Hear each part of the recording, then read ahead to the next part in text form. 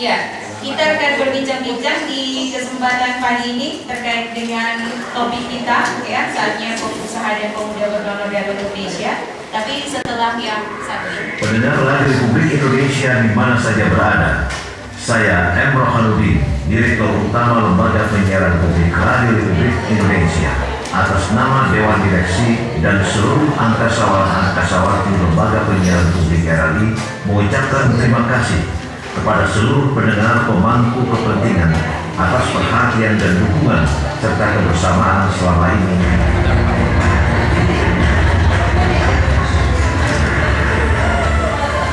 Dalam rangka Hari Radio yang ke-71, RRI berkomitmen untuk meningkatkan kualitas pelayanan siaran, memantapkan sebagai media utama pembangunan karakter bangsa, memperkuat 4 pilar NKRI. RRI sebagai alat petahana negara di bidang informasi di perbatasan dan simpul keberagaman dan Taman Sari Bhinneka Tunggal Ika. Jadikan RRI sebagai media terpercaya dan mendunia. Anda sedang mendengarkan dialog interaktif Pro 1 RRI Atambua. Baik, terima kasih pendengar RRI untuk Anda yang masih tetap setia bersama kami di 91,5 FM. Dan saat ini kami informasikan bahwa kegiatan donor darah sudah dimulai saat ini, dan kami akan berbincang-bincang terkait topik kita, pemuda dan pengusaha ini harus didorong untuk memberikan darahnya untuk Indonesia. Saya paling pertama dari Direktur Unit Transfusi Darah yang juga sebagai Direktur RSU Kabupaten Belu, Dr. Joyce. Kira-kira kita ingin mengetahui dulu sejauh ini kebutuhan darah yang dibutuhkan oleh rumah sakit itu seperti apa, per harinya berapa banyak ini? Baik, terima kasih Mbak Yuni. Kebutuhan darah rata-rata di rumah sakit sehari 3-4 kantong darah. Jadi kalau sebulan kita kurang lebih membutuhkan 100-120 kantong darah untuk yang membutuhkan.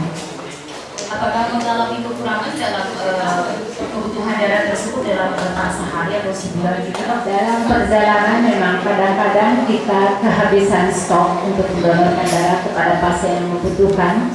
Untuk itu dalam mengatasi biasanya kita langsung kontak person kepada yang bersedia untuk mendonorkan darah. Apakah harus beristirahat 1 bulan? Boleh langsung kesehatan lagi, karena saya lihat di sini fresh semua, ya.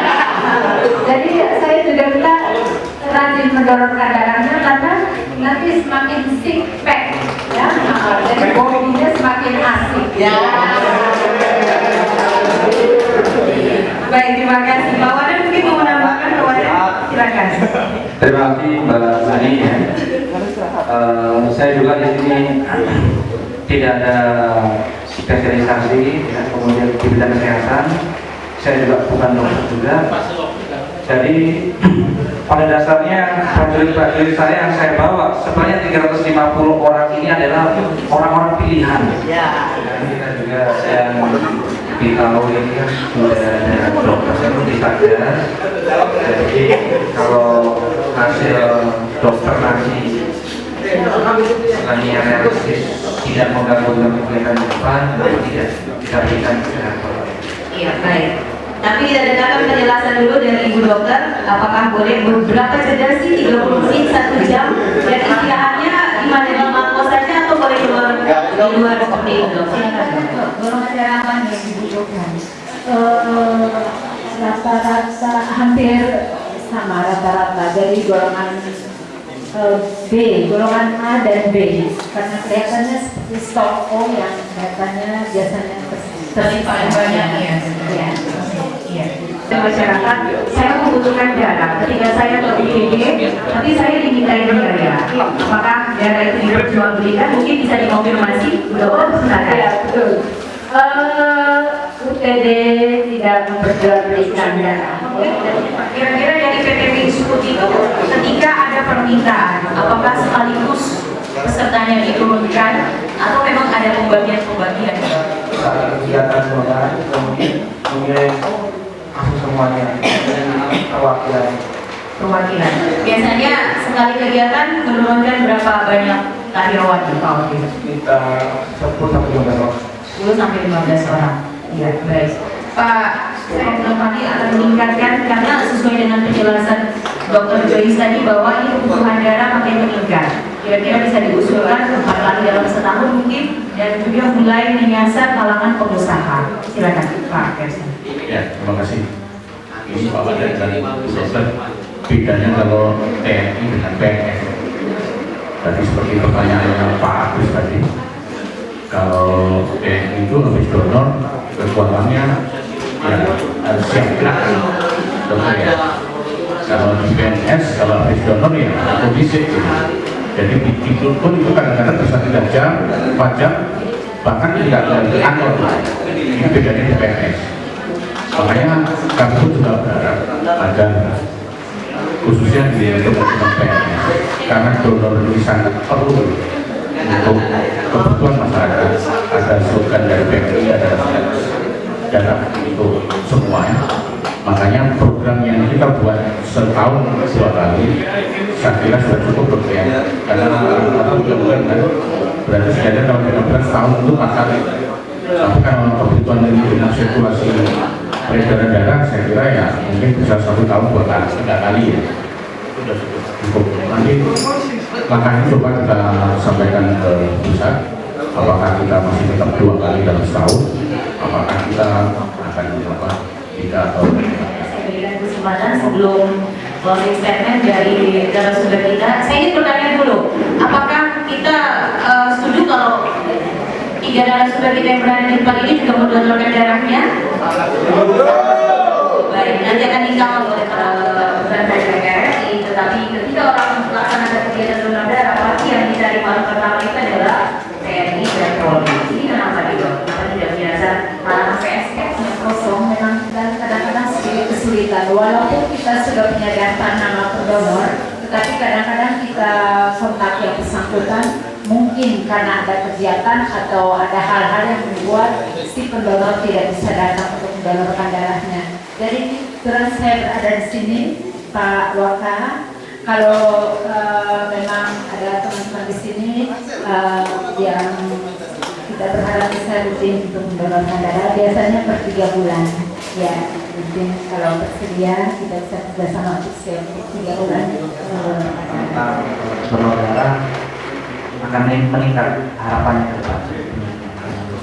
Baik, terima kasih Pak Wadah. Tapi habis ini prajuritnya lanjut kerja apa istirahat sejam dulu Pak Wadah? Lanjut ya saya. Terakhir Pak Reza, silakan untuk closing statementnya. Ada Pak. Jadi seperti yang dikatakan dokter memang ini kabar buruk aja Pak Wadah. Kalau kita habis donor itu banyak makan, kita kemudian tapi tadi sudah dijelaskan sama dokter bahwa kalau kita sering donor di badan jadi lebih apa tadi dok, lebih lembek atau lebih nyes gitu. Mungkin itu yang perlu disampaikan, dan sekaligus ini juga merupakan sosialisasi bahwa donor darah itu baik bagi kesehatan dan tidak menimbulkan bau di badan. Dan di acara ini kami juga menyampaikan terima kasih kepada dokter dari PMI, dari PDW maupun dari Satgas Pangas, sehingga terselenggara dengan baik penyelenggaraan Indonesia Pedonor ini di atap buah dan khususnya di Resto. Baik, terima kasih kami ucapkan keempat narasumber kita. Jadi mulai dari kursi ini langsung berputar menuju ke tempat donor darah ya dokter ya. Langsung baik. Terima kasih untuk waktunya bisa bersama RRI di kesempatan siang ini. Dokter terima kasih, selamat siang. Dari PT Wismut Pak Oli, terima kasih. Pak Wadan, terima kasih lokasinya sudah disediakan untuk RRI, dan juga Pak RRI, terima kasih untuk waktunya. Baik, pendengar demikian bincang-bincang kami di kesempatan siang ini dalam Jendela Sehat dengan topik Indonesia Donor. Dan demikian dialog kita dari Mako Satgas Pamtas RI FDTL Yonif Rider 641 Beruang, dari saat ini saya bertugas Yuni Tobe bersama kru yang bekerja mengucapkan terima kasih atas kebersamaan Anda. Kami kembali ke studio bersama rekan Megi dan Adi Leon.